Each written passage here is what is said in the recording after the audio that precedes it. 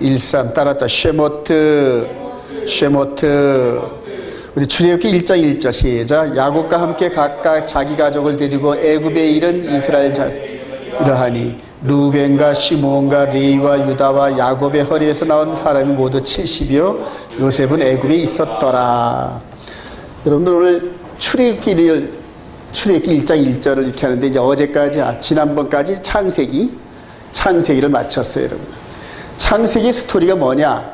창세기 스토리가 큰 흐름으로 볼 때 아담과 하와의 실족, 그 다음에 노아의 심판, 다음에 이제 바벨탑, 그 다음에 이제 족장 시대로 들어와서 아브라함, 이삭, 야곱, 요셉의 이야기였어요. 요셉이 여기인데 이제 그 이야기가 이제 좀 더 커지는 거예요. 그래서 이제 출애굽하는 이 출애굽기 전체의 요약이 바로 이 야곱의 요 일생하고 비슷한 여정이에요. 창세기 28장에 이 야곱이 혈혈단신 어디로 간다? 외삼촌 라반의 집으로 가는데 여기서 똑같이 병렬 구조로 나타나는 게 뭐냐면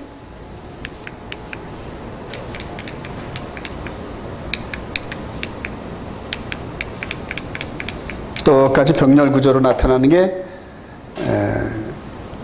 여기에서 이렇게 보면은 여기 돼야 되는데 잠시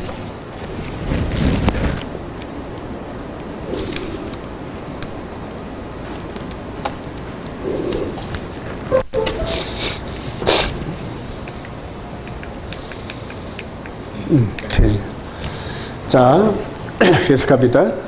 요 야곱이 외삼촌 라반의 신부를 구하러 가는 요 과정에서 혼자였단 말이에요. 혼자였는데 요번에는 이제 다리가 커졌어요. 야곱과 함께 70명이 지금 애굽으로 내려가는 거예요. 무슨 말이냐면은 요때는 개인적으로 한 사람이 외삼촌 라반의 집으로 아내를 구하러 가는데 요때는 애굽으로 내려가면서 다리가 70배가 커졌어요. 다리가 70배. 그리고 요즘 출애굽기 1장 1절의 요 병렬 구조는 야곱이 아내를 구하러 가는 창세기 28장 이 부분과 매칭이 된다는 얘기. 이해가 되시나요, 여러분? 예. 그렇게 해서 이렇게 이제 애굽으로 내려가는 그림과 함께 야곱이 외삼촌 라반의 집에서 20년 동안을 있으면서 라헬과 레아를 만나고 외삼촌 라반과 함께 20년 동안 일을 해줘요. 근데 14년 동안은 아내에 대한 몸값이고 6년은 자기가 이제 자기 손에 돌아오는 이제 품값인데 그런 과정에서 이 안에 있으면서 생육하고 번성하고 충만해져요. 이스라엘 백성들도 마찬가지로 지금 이제 그 출애굽 시대에 이 바로 왕이 이스라엘 백성들을 죽이려고 하고 그 다음에 온갖 일을 시키면서 노예처럼 이렇게 부려먹는데도 불구하고 날마다 번성해. 이거는 뭐냐면 지금 이 야곱이 외삼촌 라반의 집에서 아들만 20년 동안 12를 낳고 나온다는 얘기가 똑같아져. 이스라엘 백성들이 애굽에 들어가가지고 막 불어나는 거야. 막 생육하고 번성하고 충만해져. 자, 다음에 야곱이 돌아와. 야곱이 이제 20년쯤 됐을 때 하나님께서 야곱아, 네가 출발한 베델로 돌아가라 이렇게 말씀을 하죠. 마찬가지로 이제 때가 되니까 하나님께서 누구를 보내서 모세를 보내서 얘들을 데리고 나와라 이렇게 하는 거 똑같아. 이해가 되시죠, 여러분? 예. 자, 그러면 이제 저와 여러분들이 예수 그리스도 안에서 어떤 모습이냐면 여기 부분과 여기 부분이 있다는 얘기지. 그렇죠? 예수님께서 혈혈단신 오셔가지고 이 땅에 오셔서 당신의 신부들을 이렇게 번성케 해. 영적 신부들이에요. 마음으로 믿어 의에 이르고 입으로 시인하여 구원에 이르는 백성들이 이 마귀가 핍박을 하면 할수록 더 늘어나. 그리고 맨 마지막에 이렇게 출애굽을 시키듯이 우리들을 육의 몸을 벗고 영의 몸으로 어떻게 한다? 휴거를 시키는 그림이 마지막 그림이에요. 이 그림을 여러분들 늘 연상을 하면서 성경을 많이 읽으세요. 그래서 저와 여러분들이 어떻게 해야 되느냐, 이제 이 부분이 이제 숙제인데, 여러 가지 주장을 하는 사람들이 많아요. 그런데 그분들의 주장과 이런 것들을 귀담아 들을 필요도 있지만은 그들의 가이드를 받아서 어디로 들어간다? 성경으로 들어가야 돼. 그럼 애굽에서 지금 현재 애기의 남자아이가 나면은 나일강에 던지고 핍박을 하고 노예처럼 노예 생활을 하면서 견디지 못하는 그런 과정에서 어렵고 힘들게 막 부르짖어. 그러니까 저와 여러분들이 부르짖는 그런 과정에서 지금 육적인 엑소도스가 아닌 영적인 엑소도스를 위해서 현재 어떻게 해야 되는지 성경 안에 있다. 믿으시면 아멘. 그래요. 그래서 이 마지막 때 지금 보면은 이 지금 빌 게이츠 재단이 피부에다가 이렇게 칩이 아닌 태그, 이 칩 같은 것이 아닌 태그를 갖다가 이렇게 여기다 이렇게 인식시키는 그런 특허를 냈다 그러더라고요. 자, 그러면 이제 그게 뭐예요? 때가 다 됐다는 거예요. 때가 다 됐다는 거예요. 여러분, 특별히 한번 짐승의 표가 나타난 이유를 한번 알아볼까요, 여러분? 이제 출애굽을 해서, 이 출애굽에 짐승의 표가 다 있어요. 출애굽기 13장. 이제 미리 앞으로 좀 출애굽기 13장 한번 볼까요? 출애굽기 13장 우리 9절만 한번 봅시다. 출애굽기 13장 9절 시작. 이것으로 내 손에 기호와 내 미간의 표를 삼고 여호와의 율법이 내 입에 있게 하라. 이는 여호와께서 강하신 손으로 너를 애굽에서 인도해 내셨으니 해마다 절기가 되면 이 규례를 지키니라. 여러분, 이 표는 뭐냐면 아군과 적군을 가리우는 역할을 해요, 여러분. 자, 표는 표식인데, 첫째, 아군과 적군을 구분. 자, 그렇게 해서 이 표식 이런 부분들을 하는 이유는 우리 군대 가면 철모에다가 아군 표시를 하고, 그렇게 밤에나 언제나 아군 표식이 있으면 서로 얼굴을 모르더라도 우리 편 이렇게 알고 서로 죽이지 않는 역할을 한단 말이에요. 마찬가지로 지금 출애굽기 13장 홍해를 건너기 직전에 하나님께서 출애굽 백성들, 이 출애굽 백성들에게 표를 하래. 손이나 이마에 표를 하래. 그건 뭐예요? 이 출애굽을 하는 과정에서 이제 영적 전쟁과 육적 전쟁이 엄청나게 벌어지는데, 홍해를 앞에다 두고 애굽의 군대가 뒤에 와서 쳐들어오잖아요, 여러분. 그럴 때 하나님께서 이 표식을 보고 아군 표식을 한 백성들은 안 건드리고, 이 표식을 하지 않은 적군들은 하나님께서 쓸어버린 역할을 한단 말이에요. 자, 마지막 짐승의 표가 이런 역할을 하는 거예요. 똑같아요. 그래서 이때는 이제 영적인 의미인데, 예수 그리스도 안에서 저와 여러분들이 지금 이 이마에나 손에 예수님의 이름과 하나님의 이름이 박혀 있다. 할렐루야. 여호와란 말이에요. 여호와. 예, 여호와란 이름이 지금 이제 우리 저와 여러분들은 이 요해, 바해 이 이름이, 하나님의 이름이 마음으로 믿어 의에 이르고 입으로 시인하여 구원을 얻는 그 과정에서 이 야훼란 이 이름이 우리가 이분을 주인으로 섬기면서 이 이름이 이마에나 손에 박혀 있다. 할렐루야. 자, 그렇게 되어 있는데 이제 적군도, 이 적군인 적그리스도가 표를 낸단 말이에요. 이게 계시록 13장. 계시록 13장이 나와요. 계시록 13장 한번 봅시다.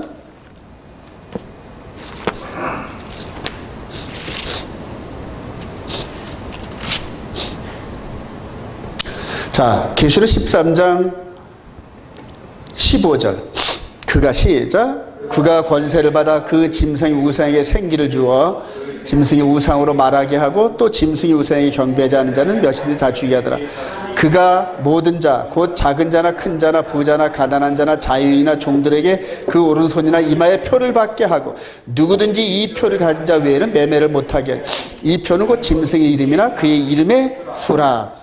출애굽기 13장에 여호와의 표가 언급됐고, 계시록 13장에 짐승의 표가 언급되고, 출애굽기 15장에 모세의 노래가 나오고, 계시록 15장에 모세의 노래가 나오고, 여러분 이해가 되시나요, 여러분?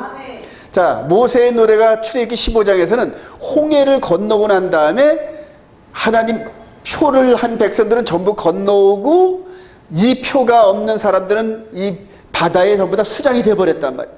그러니까 출애굽기 15장에서 모세의 노래로 하나님께 영광을 돌리는데 보세요. 이 계시록 13장에서도 짐승의 표 사건이 나오죠. 그 다음에 14장에 지나서 15장에 모세의 노래가 똑같이 나와요. 병렬구조로. 여러분들 지금 저와 여러분들은 모세의 노래인데 출애굽 15장의 모세의 노래가 아닌 계시록 15장의 모세의 노래로 영광을 돌립니다. 할렐루야. 자, 그런데 중요한 건 뭐냐면 지금 이 표가 적그리스도의 표가 특허 형식으로 나타났단 말입니다. 우리 눈에 나타났단 말이에요. 예, 준비가 되어졌다는 얘기예요. 그럼 제가 여러분들에게 말씀드리는 것처럼 가상화폐 디지털 화폐 시스템이 전 세계로 좀 하나가 된단 말이에요. 우리나라도 다음 대통령 시대 때부터 이 디지털 화폐를 사용할 가능성이 무지무지 큽니다. 자, 그렇다면은 디지털 화폐와 짐승의 표가 특허로 준비됐다는 건 지금 뭐예요? 육신적인 출애굽도 이 여호와의 표가 언급되어졌고, 그 다음에 영적인 엑소도스를 하는데 마귀가 사용할 이런 것들이 나타났다는 건 뭐다? 급박했다는 거예요. 임박했다는 거예요. 자, 그래서 사람들이 지금 막 패닉 상태에 빠집니다. 지금 저한테 전화로 오는 분들이, 어떤 분들은 아니 이런 표가 있다는데 도대체 어떻게 된 거예요? 이러면서 베리칩이니 뭐 백신이니 뭐 여러 가지 형태를 통해서 막 질문을 막 하는 거예요. 불안한 거예요. 어떻게 되는 것이냐. 그런데 딱 한 가지 답은 뭐다? 이 짐승의 표를 이길 수 있는 방법은 하나님의 계명과 그런 예수 믿는 증거 외에는 없어요.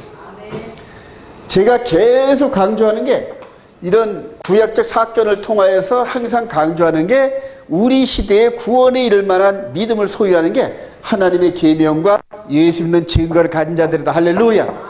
그래요. 이 안에 들고 있지 않으면은 천하 누구도 안 되게 되어 있어요. 알기 쉽게 여러분들 지금 썬데이 그룹의 이 부분은 하나님의 계명 안에 있지 않다는 얘기예요. 이스라엘 백성들은 하나님의 계명 안에 있는데 예수 믿는 증거가 아직 없어. 그래서 이제 이 부분을 놓고 이제 저와 여러분들이 앞으로 많은 노력을 해야 됩니다.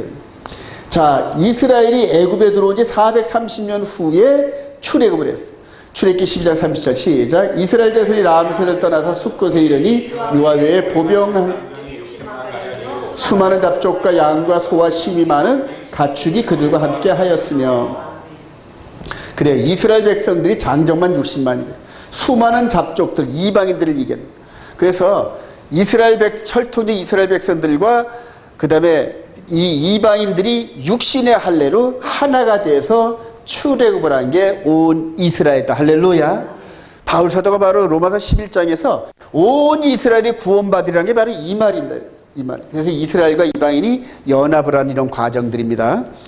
자, 오늘 그래서 지금부터 3500년의 출애굽 스토리를 하는 것이 아니라 오늘날 우리한테 맞닥뜨린 짐승의 표 사건과 함께 적그리스도 전형을 어떻게, 이 앞을 가로막는 적그리스도를 어떻게 깨트려 나가느냐, 그 얘기하고 있는 거지. 자, 우리 출애굽기 2장 23절 시작. 여러 해 후에 애굽 땅을 주었고 이스라엘 자손은 고된 노도로 말미암아 탄식하며 부르지. 그 고된 노도로 말하며 부르짖는 소리가 하나님께 상달려. 하나님이 그들의 고통 소리 들으시고 하나님이 아브라함과 이삭과 야곱에 세운 그 언약을 기억하사 하나님이 이스라엘 자손을 돌보셨고 하나님이 그들을 그래요. 부르짖으니까 부르짖고 이제 못 살겠어요 하고 부르짖었는데 어느덧 430년이 흘렀어요. 누구하고 약속한지, 아브라함에게 약속한지 4대가 지났어요. 4대가 지났어요. 그래요. 하나님이 그동안은 그러면 이전에 잊어버렸던 거 아니에요. 때가 됐다는 그런 얘기예요. 때가. 하나님의 때가 됐다는 그런 얘기입니다. 이스라엘 백성들이 고역에 지쳐가지고 맨날 부르죠. 아니, 그런데 그렇게 힘든 노동을 하는데 어떻게 애들은 그렇게 잘나? 이게 이렇게 힘든 노동을 시키는 이유가 밤에 지쳐서 떨어져 자게끔 만들려고 한 거는데 애들은 쑥쑥 나는 거예요. 한 집에 보통 10명씩 낳고 막 그래요. 지금 이슬람권이 어디 가서 이민을 가면은 그 가족들은 산하 제한이라는 게 없어요. 막 5, 6이 막. 그 나중에 그들이 투표권을 가지면은 그들이 힘이 되는 거예요, 이게. 중국 사람들도 우리나라에 들어와서 지금 막 번성합니다. 번성하고. 그래요. 자, 창세기 15장 13절 시작. 이르시되 너는 반드시 알라 네 자손이 이방에서 계기되어 그들을 섬겨 그들은 400년 동안 네 자손을 기르리니 그들이 섬기는 나라를 내가 징벌할지며 그 후에 네 자손이 큰 재물을 이끌고 나오리라. 430년 전에 하나님께서 약속했던 그것을 기억하셨다. 지금 그런 얘기예요. 자, 이 언약의 약속이 육신적 이스라엘 백성들의 모든 약속의 모태가 되는 겁니다. 모태가. 그리고 이것이 영적으로 환원되는 것이 예수 그리스도 안에서 영적으로 십자가에 죽고 장사되고 부활하고 저와 여러분들도 속사람이 십자가에서 죽고 장사되고 부활하는 속사람의 경험 속에서 이제는 영적인 엑소더스가 시작되는 이런 과정들이란 말이에요.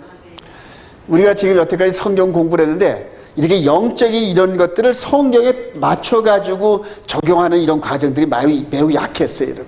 그냥 영적으로 무조건 영적으로. 근데 그 영적인 그 영이 바로 이렇게 이스라엘 백성들에게 보여준 그림자하고 딱 들어맞아야 됩니다. 그래서 두 그림이 맞춰졌을 때 우리가 육신을 있듯이 영이 있는 이런 구조로 딱 들어맞는 거예요. 자, 그렇게 해서 그렇게 계명을 그렇게 이게 요 부분은 이제 조금 요게 그래요. 갈대 상자인데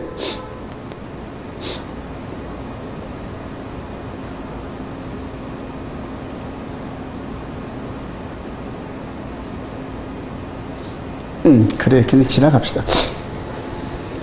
자, 이렇게 갈대 상자가 이제 모세를 통하여서 갈대 상자에 넣은 거거든요. 이게 모세가 나가지고 3개월 동안 지나다 보니까 애 목소리가 너무 커져가지고 더 이상 키울 수가 없어. 그래서 갈대 상자 안에다가 역청을 바르고 이렇게 나일강에 띄웠더니 바로의 공주한테 딱 인도가 되는 거예요. 근데 이게 요 갈대 상자가 테바야. 테바. 이 노아의 방주 때도 이렇게 테바 방주 안에다가 하나님께서 이렇게 보호하는 역청과 역청을 바르고 이것도 마찬가지로 모세의 엄마가 이렇게 갈대 상자를 만들어가지고 그래서 이렇게 바로 공주 안에서 그래서 물에서 건져냈다 그래가지고 모세라 이렇게 이름을 지어내죠. 자, 똑같아요. 모세와 똑같은 역할을 하는 선지자가 오실 텐데 우리 주님께서도 물속에 들어갔다가 나오는 순간에 뭐가 임하시더라? 성령이 임하시고 그리고 결과적으로 십자가에서 죽으시고 부활하시고 이 계명을 우리 마음 가운데 새겨지면서 생명의 성령의 법으로 우리를 이끌어 가시는 큰 흐름을 만드셨어요. 자, 요한일서 3장 23절 시작. 그의 계명은 이것이니 곧 그 아들 예수 그리스도의 이름을 믿고 그가 우리에게 주신 계명대로 서로 살아갈 것이나 그의 계명을 지키는 자는 주 안에 거하고 주는 그 안에 거하시나. 이거 너무너무 중요합니다, 여러분. 바로 갈대 상자 안에 있는 모세를 구했듯이 방주 안에 있는 언약의 백성들을 구원했듯이 물에서 건져냄을 받은 이분을 통하여서 우리에게 주어진 계명이 뭔 역할을 한다? 방주 역할을 하는 거예요. 방주 역할. 따라합시다. 영혼의 방주. 그래요. 그래서 우리 안에 지금 영혼의 방주가 있는데 그 방주를 만드신 분이 누구시다? 예수 그리스도란 말이에요. 그래서 그의 계명 안에 있는 것을 그의 안에 있다 이렇게 얘기를 해요. 그래서 그의 계명 안에 있지 않으면은 우리가 이 영혼 구원에 이르지 못하는 걸 확신하시기 바랍니다. 그래요. 자, 그렇게 해서 이제 그 언약을 기억하신 하나님이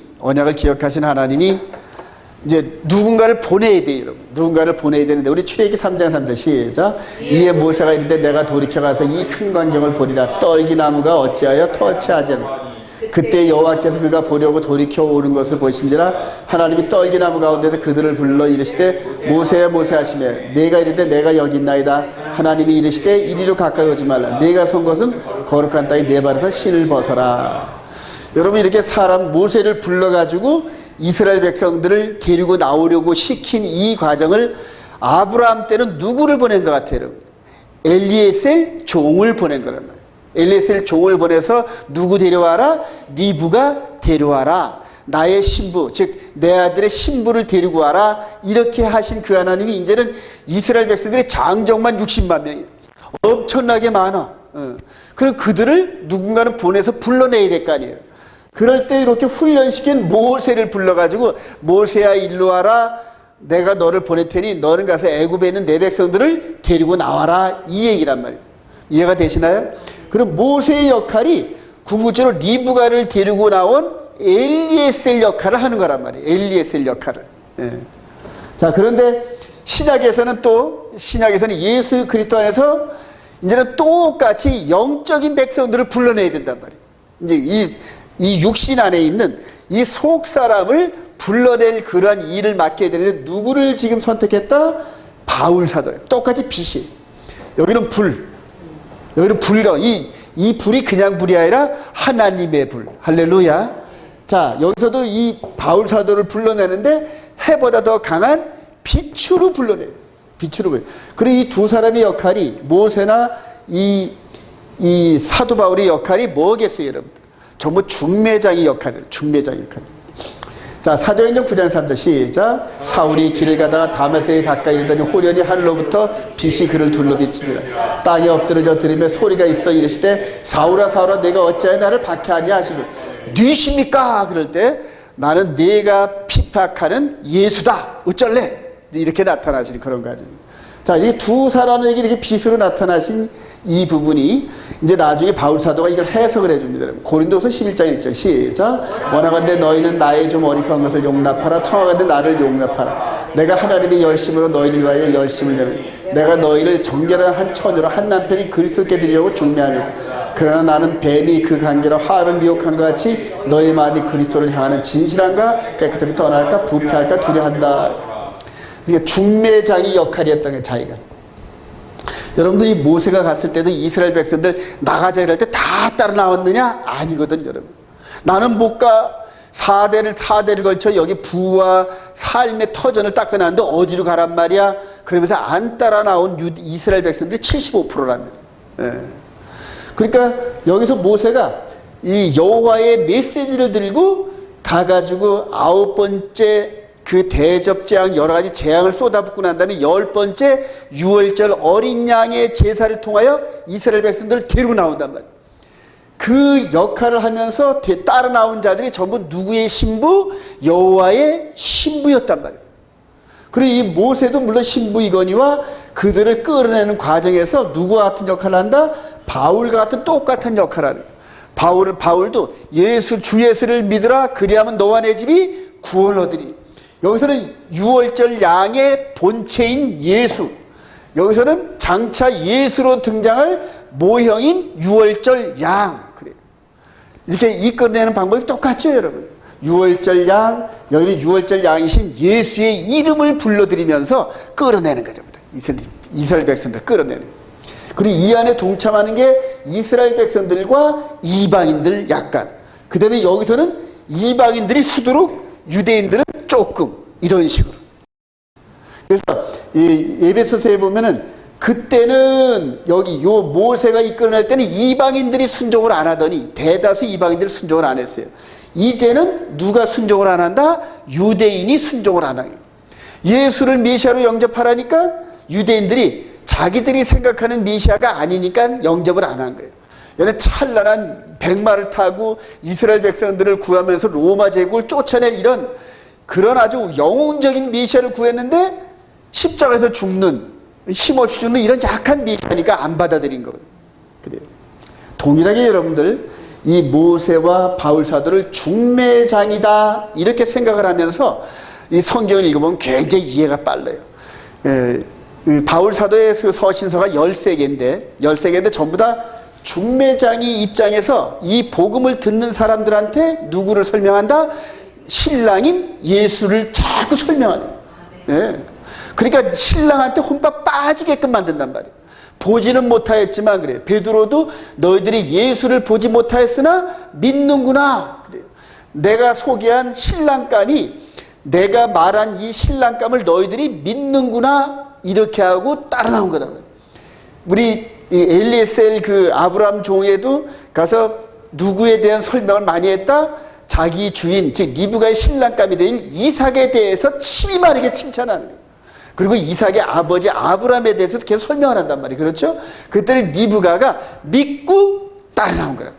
믿고 딸.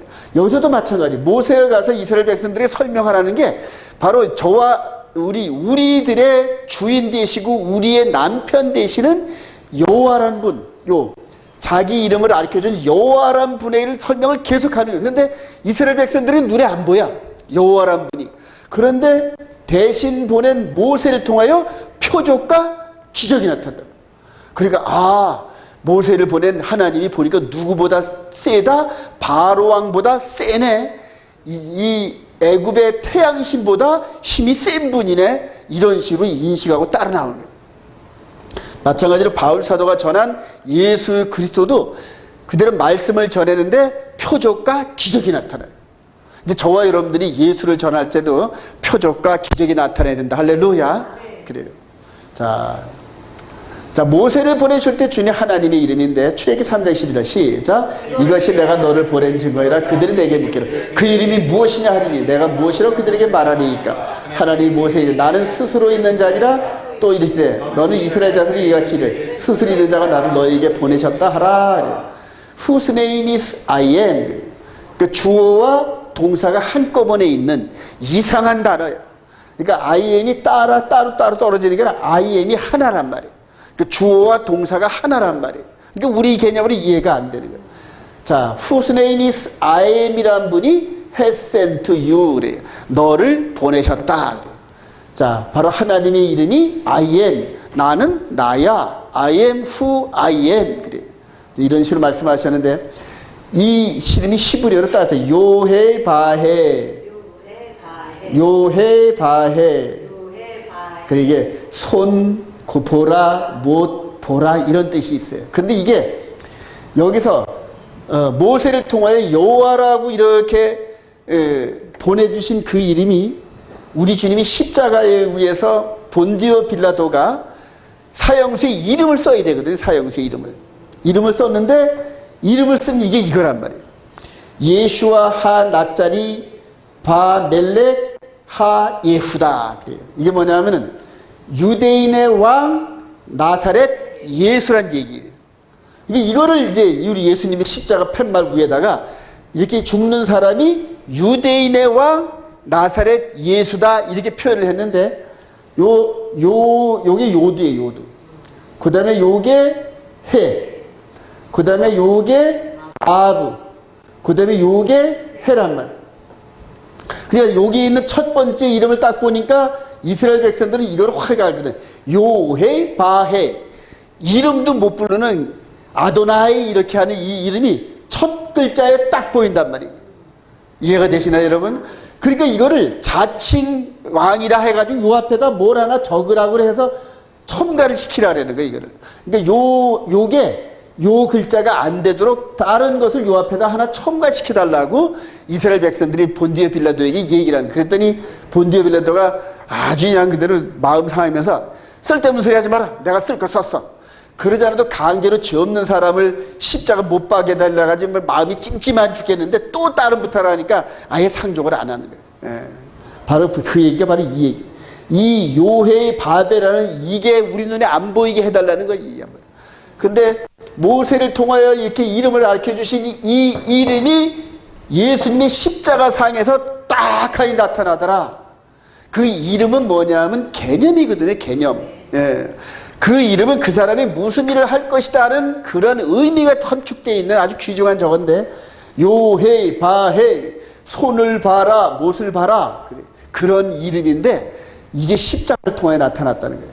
너무 놀랍죠 여러분? 그래요.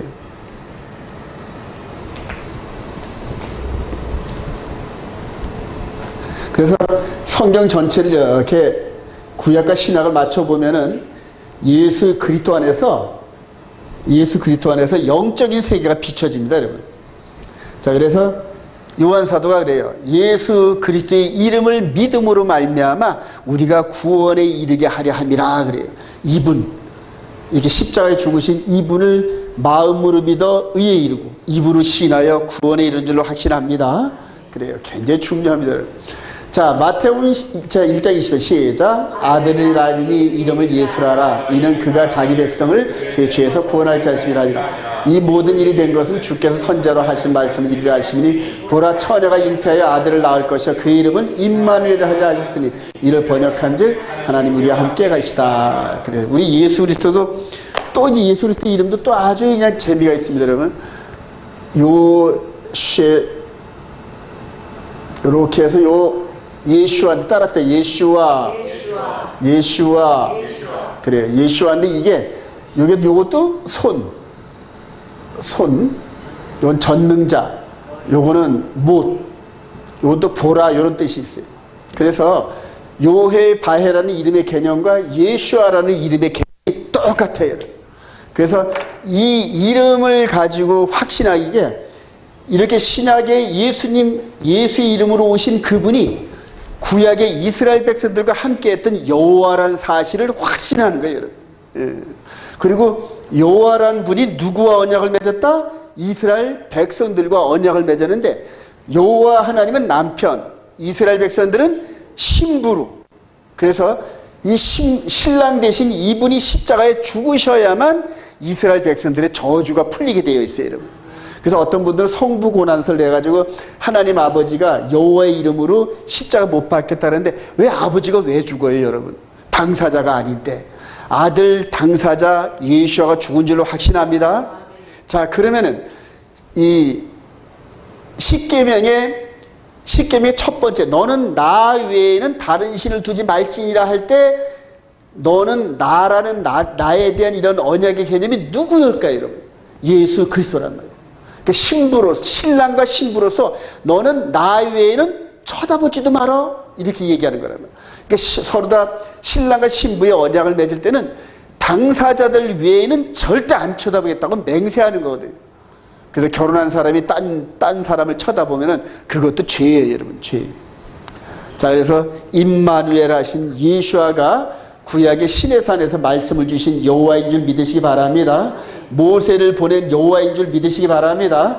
이제 이렇게 될 때 신구약이 이렇게 딱 통하게 돼요, 여러분. 예.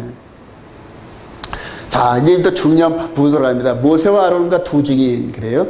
출애굽기 4장 28절 시작. 모세가 여호와께서 자기에게 분별해 보내신 모든 말씀과 여호와께서 자기에게 명령하신 모든 이적을 아론에게 알리니 아론이 여호와께서 모세에게 이르신 모든 말씀을 전하고 그 앞행에서 이적을 행하니. 그래요. 요게 이제 지금부터 3,500년 전의 그림이에요.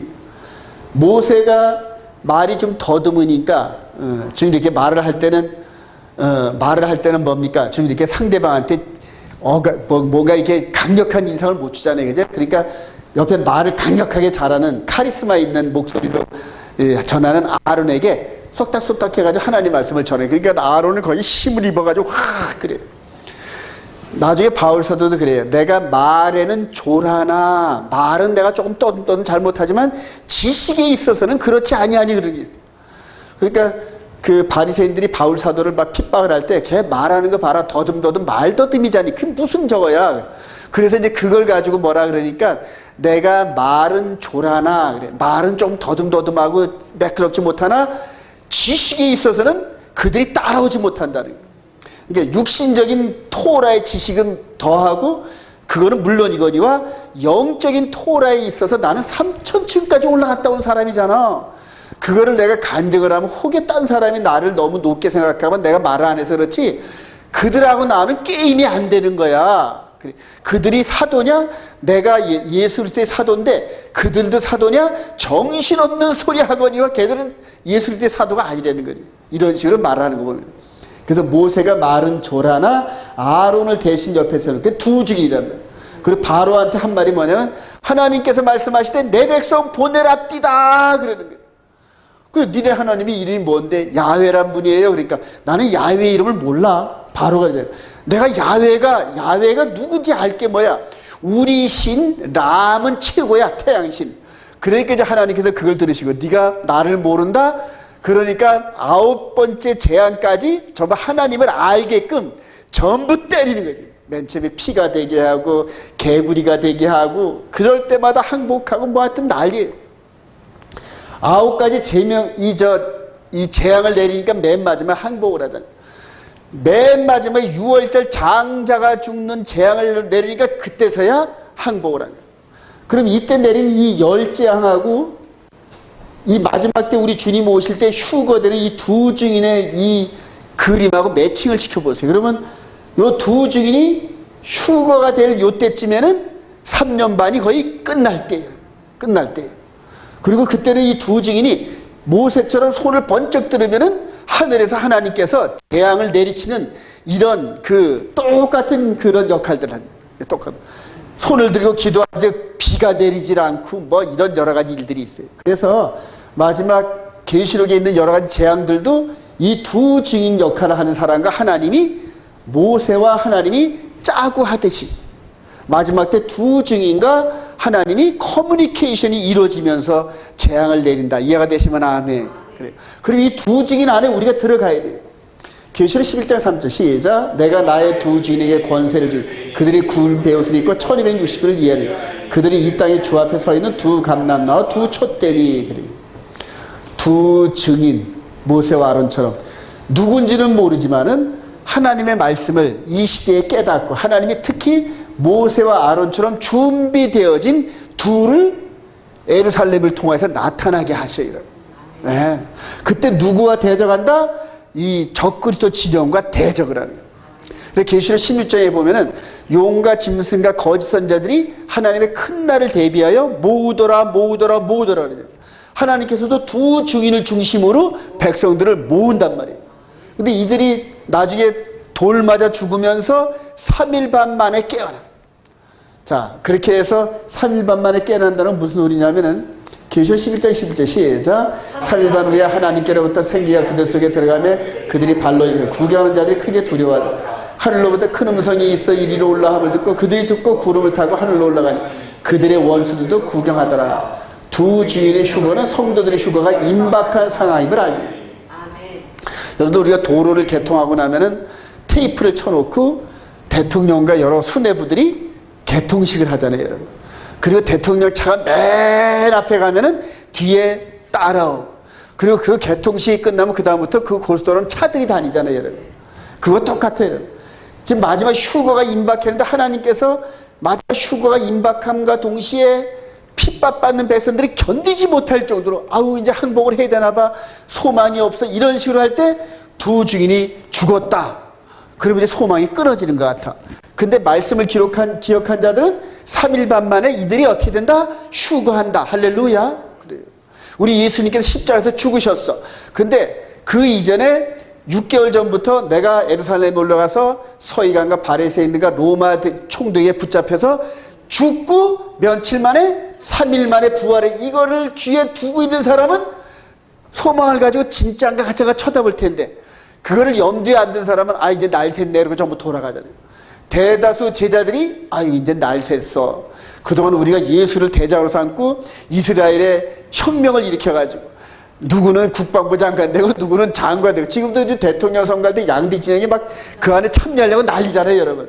왜냐하면 그 안에 참여해서 뭔가 눈에 도장을 찍어야 나중에 한 자리 한다면 대통령이 자리를 줄 수 있는 자리가 만 몇 개래요, 여러분. 그러니까 윤석열과 이재명의 눈에 자주 띄어야 돼, 자주. 그래서 그 사람이 뭔가 역할을 했다는 자체를 대통령 후보한테 각인을 찍히려고 그냥 주위에 뺑을 돌고 있는 거예요. 그리고 거기서 떨어지면 그냥 섭섭해고. 그래 양쪽에 지금 난리도 아니에요, 지금. 한 자리 해 먹으려고. 예. 마찬가지.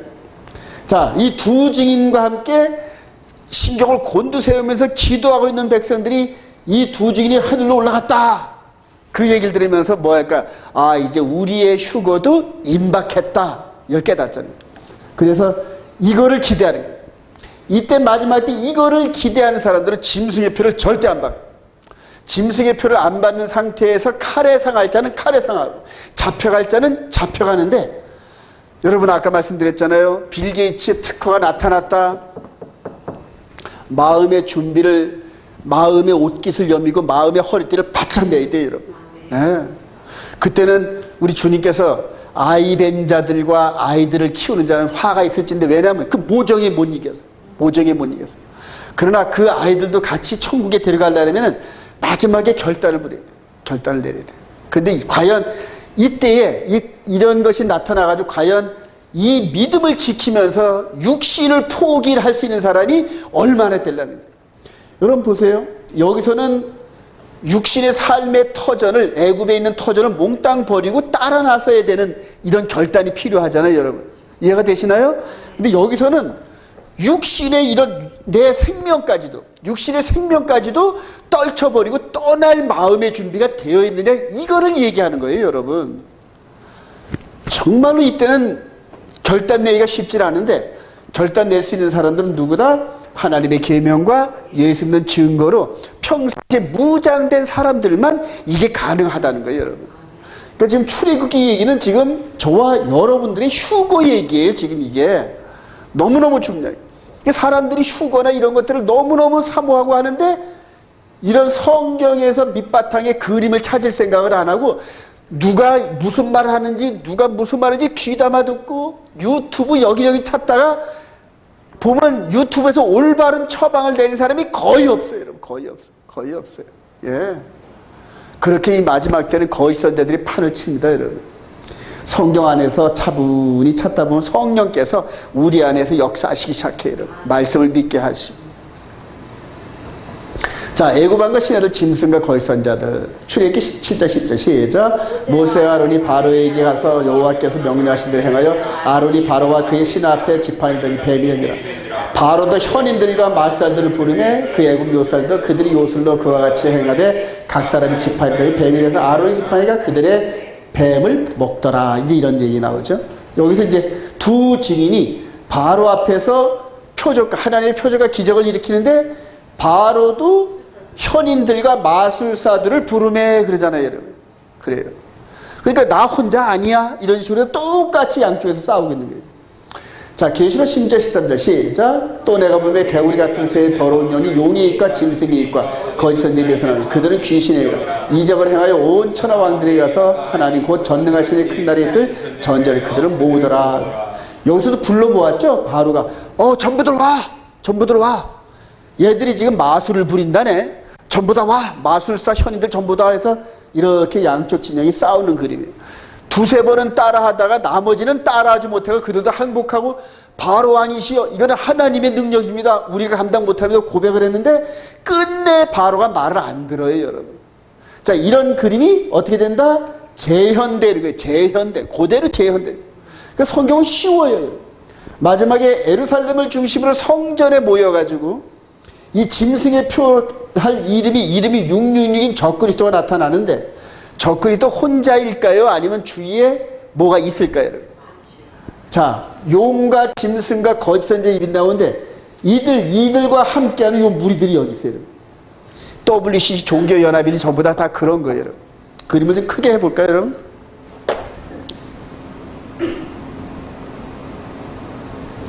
자, 모세 때 두 증인과 이 바로왕과 현인들과 술사들, 이 양쪽 그림이 마지막 때에 저와 여러분들 시대에 그대로 재현되는 거예요.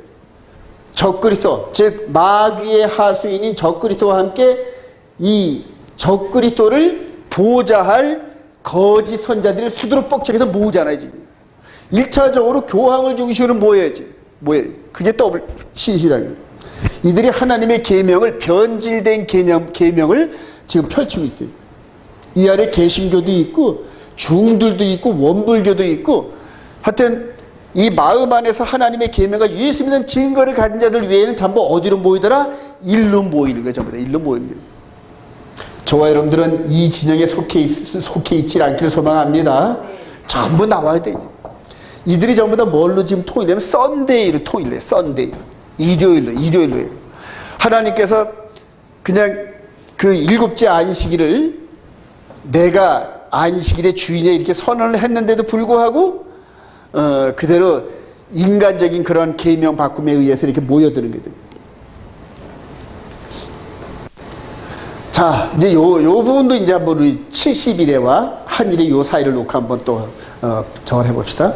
이렇게 모세와 이 바로 왕과 이렇게 술사들로 이렇게 뱀을 던지는 이런 그림들이 있죠. 근데 여기 한일의 때에 예수 그리스도로 말미암아 물에서 올라오신 예수로 말미암아 이렇게 나타나면서 요한복음 5장 43절 시작. 나는 내 아버지 이름으로 왔으면 너희가 영접하지 아니하나 만일 다른 사람이 자기 이름으로 오면 영접하리라 했던 다른 사람이 이런 식으로 등장합니다. 이런 식으로 다른 사람이 이해가 되시나요, 여러분? 다른 사람이, 그러니까 이 메시아를 영접하지 아니하면은 누구를 영접하게 된다? 바로 저 그리스도, 다른 이름, 그래 666이라고 이름 갖고 있는 이 사람을 영접한다는 거예요. 자, 데살로니가후서 2장 9절 시작. 악한 자에 나타나면 사단의 활동을 따라 모든 능력과 표적과 거짓 기적과 불의의 모든 속임으로 멸망하는 자들에게 있으니 이는 그들이 진리의 사랑을 받지 아니하여 구원을 받지 못하며 이러므로 하나님이 미혹의 역사를 그들에게 보내사 거짓 것을 믿게 하시면 진리를 믿지 않고 불의를 좋아하는 모든 자들로 하여금 심판을 받게 하려.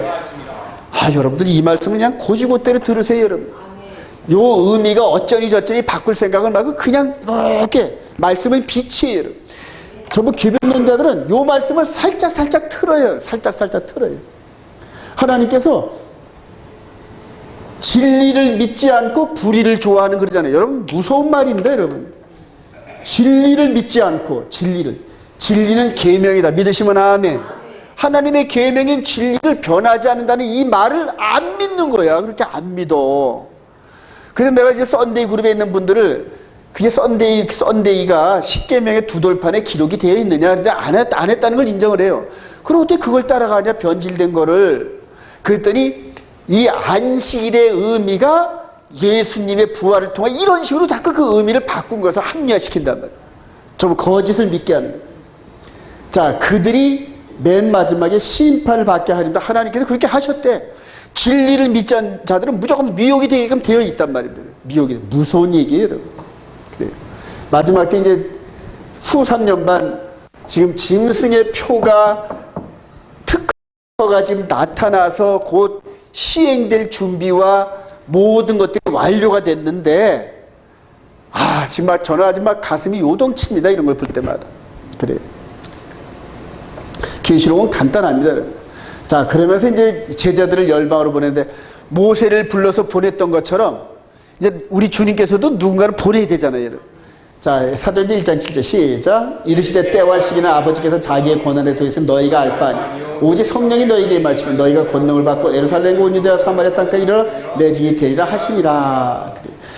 예루살렘과 온 유대와 사마리아 땅까지 이방인의 충만한 때를 거쳐서 고린도서 6장 1절 시작. 우리가 하나님과 함께 일하는 자로서 너희를 권하노니 하나님의 은혜를 헛되이 받지 말라. 이르시되 내가 은혜 베풀 때 너희에게 듣고 구원의 날에 너를 도왔다 했으니 보라 지금은 은혜 받을 만한 때요 보라 지금은 구원의 날이로다. 자, 모세를 불러서 내 백성 데리고 나와 해가지고 데리고 나왔단 말입니다.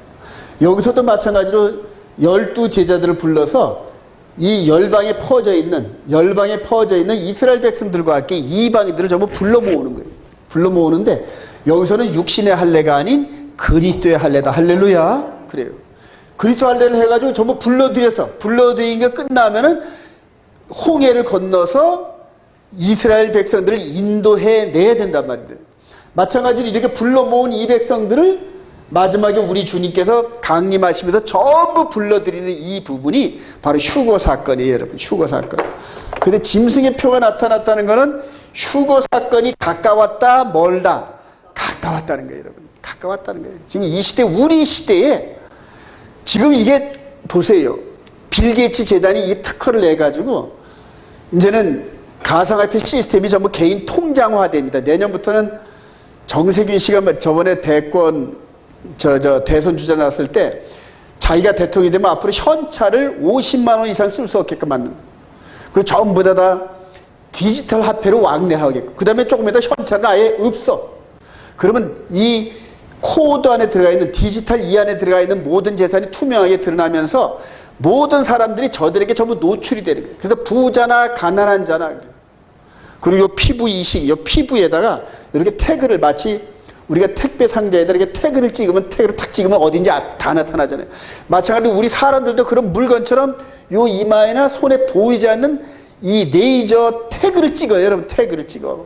그래야 그걸 갖다 이렇게 대면은 고유넘버가 나타나면서 통장과 함께 모든 인적 사항이, 그리고 요즘에도 들으면 그러잖아요. 뭐지, 백신 패스 이렇게 이걸로 QR코드 치면은 저절되는데, QR코드가 그 이제 보면은 노인애들 이런 사람들은 전화기가 없어서 어떡해요 이런 핑계를 안 되게끔 아예 이마에나 손에 QR코드 이걸 찍어준단 말이에요. 그럼 가서 어디든지 가서 이마나 손만 대면은 다 나타나는 그런 시대가 다가오는데, 그거를 빌 게이츠가 상업적인 관점으로 이미 특허를 내놨어. 그럼 앞으로 인구 70억이 전부 그 태그 안에 들어가면서 그거를 사용할 때마다 특허료를 누구한테 내야 된다? 빌 게이츠한테 내야 된다.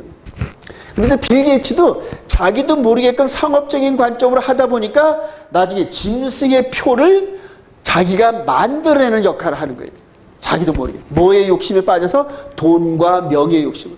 그러니까 사람들은 지금 돈 되는 일이라면 경쟁적으로 하잖아요. 경쟁적으로. 그래요.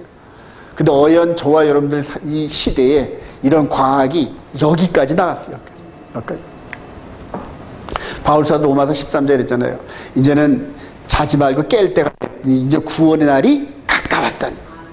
저와 여러분들 구원 날이, 이 우리 주님이 오셔서 내가 다시 올 때 너희들을 내가 데리고 아버지 있는 곳으로 데려가마 하는 이 약속을 성취시킬 날이 곧 다가온 줄을 믿습니다. 이 세상에서 성공하고 이런 것 자체가 아무런 의미가 없어요. 부자가 되고 뭐 창고가 가득하고 지구촌 전체를 내 땅으로 만들어 전혀 의미가 없어요. 전혀 의미가 없어요. 오직 우리 속 사람이 예수님을 영접해서 구원에 이르는 요 길만이 저와 여러분들의 목표인 줄 믿으시기 바랍니다. 최선의 목표가 바로 그겁니다.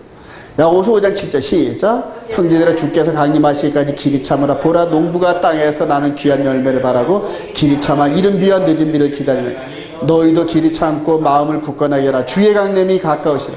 형제들아, 서로 원망하지 말라. 그리하여 심판을 면하라. 보라, 심판주가 문 밖에 서 계시라. 여러분들, 형제들아, 다시 한번 시작. 형제들아, 서로 원망하지 말라. 그리하여 그럼 원망하면 어떻게 된다는 거예요? 그래요. 여러분들, 내가 지금 형제에 대해서 뭔가 원망할 마음이 내 안에 있다면 깜짝 놀라야 돼 지금. 진짜예요.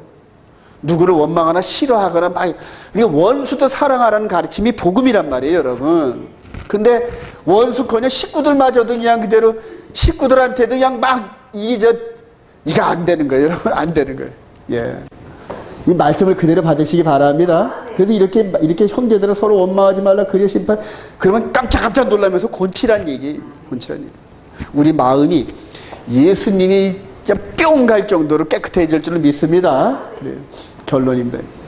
생명의 성령의 복을 품고 예루살렘으로. 로마서 1장 1절 시작. 예수 그리스도의 종 바울은 사도로 부르심을 받아 하나님의 복음을 위하여 택정을 이뤘으니 그로 말미암아 우리가 은혜와 사도의 직분을 받아 그 이름을 위하여 모든 이방인 중에서 믿어 순종하여 너희도 그들 중에서 예수 그리스도의 것으로 부름을 받은 자시나. 부름받았어요. 모세도 부름받고 바울도 부름받고 저와 여러분들도 부름받고. 그래요. 그럼 우리가 먼저 그 부름에 순종하면서 동시에 우리 주위에 있는 사람들은 어떻게 된다? 이끌어내야 돼요, 여러분. 그러려면 우리가 믿음직스러워야 돼. 우리가 소개하는 예수 그리스도의 신랑에 대해서 설명할 때 모르는 사람들이 예수는 보지 못하나 우리의 신실함과 진실함과 사랑이 넘치는 모습을 보면서 당신이 얘기하는 거 보니까 진짜야, 진짜 같아. 이런 식의 믿음이 형성되지 않으면 백날 복음을 전해도 아무것도 효과가 없어요. 근데 그것이 예수 그리스도 안에서 하나님의 계명과 예수 믿는 증거로 무장된 사람들이 복음을 증거할 때 파워가 나옵니다. 할렐루야. 이제 저와 여러분들이 올 12월 마지막 오늘 샤반 예배네. 내년부터는 1월 1일 날 샤반 예배를 드리는데 이 샤반 예배를 드린 딱 10년 됐어요. 만 10년이 됐어요. 만 10년. 할렐루야. 그리고 이제 제가 감옥상을 시작한 지 2년이 됐어요. 이제. 요셉의 마지막 당금질 감옥 2년. 그래요. 제가 이렇게 맨 처음에 저를 할 때 그 생각이 딱 나긴 났었어요. 근데 어연간 2년이 흐르면서 내년부터는 하나님께 좋은 일을 주실 줄 확신합니다. 바로 부름받은. 그래요. 고린도 1장 9절 시작. 너희를 불러 그의 아들 예수 그리스도 우리 주와 더불어 교제하게 하시는 하나님을 미쁘시나 형제들아 내가 우리 주 예수 그리스도의 이름으로 너희를 권하노니 모두가 같은 말을 하고 너희 가운데 분쟁이 없이 같은 마음과 같은 뜻으로 온전히 합하라. 연합이 너무너무 중요해요, 여러분. 예수 그리스도 안에서 연합을, 그러니까 서로 사랑하고 불쌍히 여기지 않으면 이 연합이 안 돼요. 상대에 따라서 상대의 장점만 보자. 단점은 보지 마세요. 단점. 하나님께서 저와 여러분들의 장점을 보지 않고 단점을 봤더라면은 저와 여러분들은 벌써 사라졌어. 근데 99가지 단점은 하나님께서 눈을 이렇게 가리시고 이렇게 보시다가 장점 하나, 그 장점 하나 보고 기대하시는 거죠. 저도 그렇더라고요.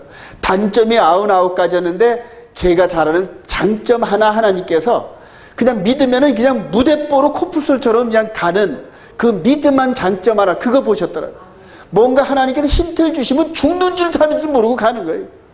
그래서 여태까지 오해도 많았는데 마지막에 하나님께서 그 장점을, 단점을 전부 덮어버리는 그러한 그 능력으로 삼으십니다. 할렐루야.